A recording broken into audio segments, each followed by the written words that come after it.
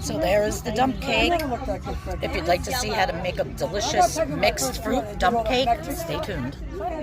Hello friends, and welcome to Arlene's Creations, where every Monday, Wednesday, and Friday I do a recipe that is Weight Watcher friendly on the purple plan: breakfast, lunch, dinner, and snacks.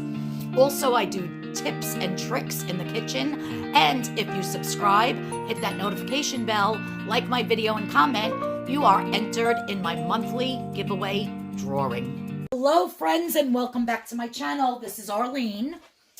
So this is not a Weight Watchers video. Actually, today my niece is having a little brunch get-together for my sister-in-law, Dari, for her birthday. Her birthday is next week, but she wanted to surprise her and have it done today. So everybody is going to bring something. So I'm going to bring a beautiful pasta salad, and I am making another dump cake. Now, the first dump cake that I showed, it was just with all of the peaches, I believe. Did I do the peaches? I've made a couple since. Yeah, the other one I made just a half a pan for my husband and myself was an apricot. So that was peach. So this one, what I purchased, and it was all purchased at the Dollar Tree, was one bag of the sliced peaches, frozen. And as you can see, this pan has a lot of fruit in it. You can just get away with doing a little bit of fruit on the bottom and say maybe using 2 bags. But I wanted a ton of fruit in this one for the ladies at the brunch. So I put 1 bag of sliced frozen peaches, 1 bag of the chunked mango frozen, 1 bag of the blueberries frozen, 1 can of the apricot, which I sliced up. They were halves, so I just sliced them up. 1 can of the mango, and 1 can of the peach halves. So between all of the fruits, it's peaches, apricots, mango, and blueberries. So I just mixed all of that fruit. Oh, I can't put this down. There we go. Into my tin, which I also got at the Dollar Tree. And now I reserved from all the canned fruit, I reserved all of the juice. As you can see, there's like no juice in here. And I'm just going to distribute those blueberries so that they're nice and evenly. This is going to be delicious, you guys. I'm so excited. This would be the perfect summertime dessert to bring to a picnic or a barbecue. And even though it has more fruit, a little bit more expensive to make, but still is delicious and just still is easy. So I have all the juice combined, but you definitely don't want all of the juice from all 3 of these cans because you'll just have a big sloshy mush. Now the next thing is I have a half a can of this condensed sweetened milk left over. It's probably hard. Oh no, it's coming out. I had it in the refrigerator with the lid on still. There we go. And I'm just going to drizzle a little over the top of this fruit.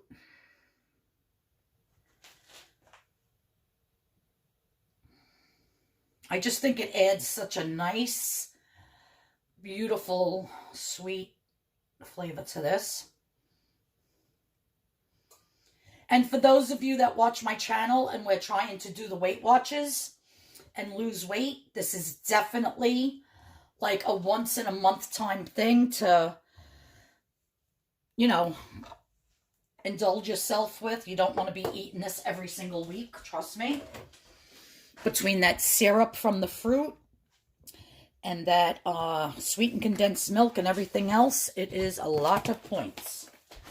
So also from the Dollar Tree, I have a yellow cake mix, and I have half of a white one left because, like I said, the other day I made an apricot one and I only used half of the cake mix.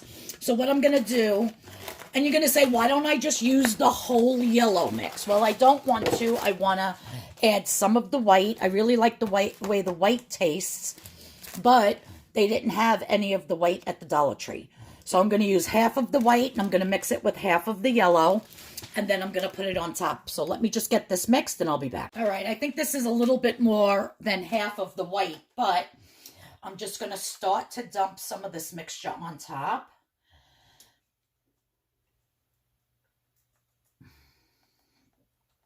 You can use any flavor cake mix you want. Just make sure that all the fruit is covered. I think it's better to do this with a spoon.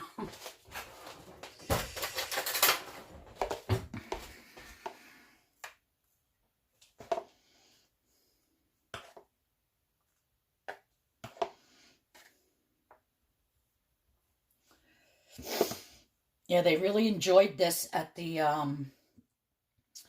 what do you call it? The Easter brunch that I made, the peach one for my niece. It was so good. We couldn't stop eating it.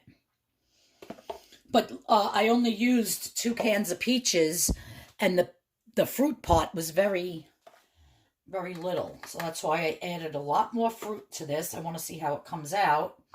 So you are witnessing this in real time with me as we go along.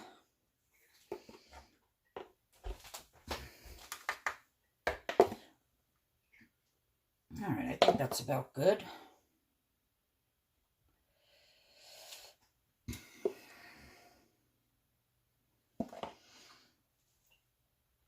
Okay, so now I have my stick of butter here, which I'm going to pop into the microwave. My husband really enjoys these too, so I think the next one I'm going to try to conquer is like a chocolate cake mix with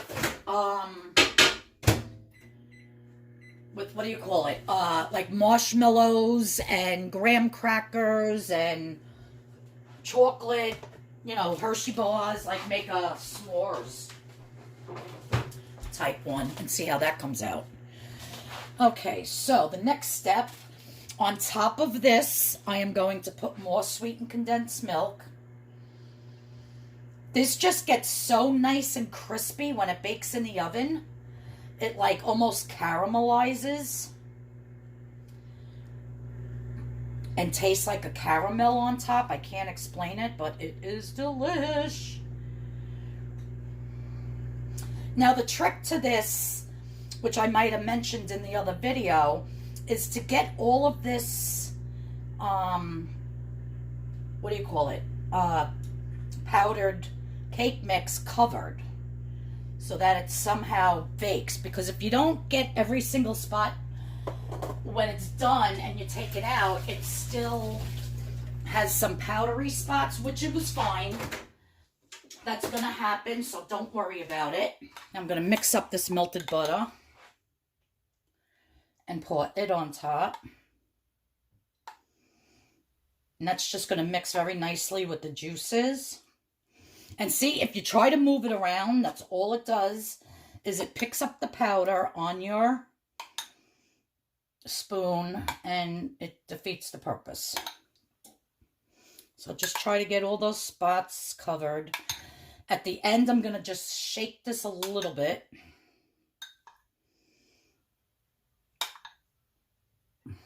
See, I would rather use the juice to cook it and without the butter, but I've never tried that yet. I wonder if you can just use the juice and then eliminate all these points for the butter. So I will try that next and see how that works out. But every other recipe I've ever seen for this on the internet calls for butter. So now I'm just going to very so gently do it back and forth, back and forth. And as you can see, you see where I have all these spots that are still open? If I try to even move some of that butter over there, it just picks up that,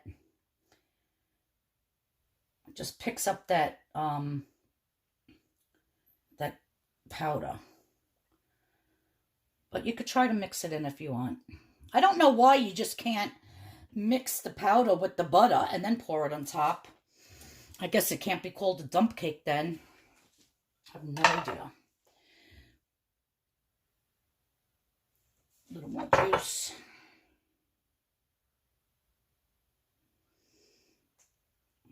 And that's basically it, guys. So we're going to throw this into the 350-degree oven for about 25 minutes. And what I did last time was I shut the oven off and left it in there for like another 10-15 minutes to really set up. And then I left it on the counter for a couple hours till it cooled. I put it in the refrigerator, covered with the lid. And the next day, it was amazing. There was like no juice in the bottom. It was very, it was delicious. All right, so let me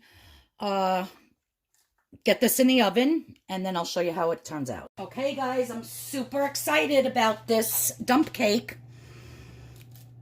It seems a little, not really, but a little wobbly, as you can see in the corner here. When I first took it out, it was a little juicy. So what I did was I just held it with my pot holders, and from the corner, I just drained out a little bit of juice. So I guess I put a little too much juice in with the fruit. Plus, some of my fruit that was frozen, I didn't defrost it thoroughly and dump off the juice. So I guess when it cooked, all that liquid went in the bottom. So very important, if you're buying frozen fruit, make sure you thaw it completely and get all that juice out of the bag and just put the fruit in the bottom and then put a little bit of juice. All right? Because you don't want too much.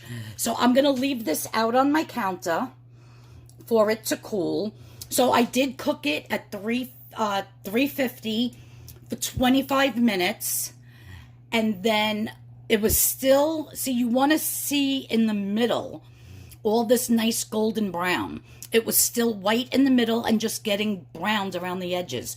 So I put it in for another 15 minutes. And I raised the temperature to 355.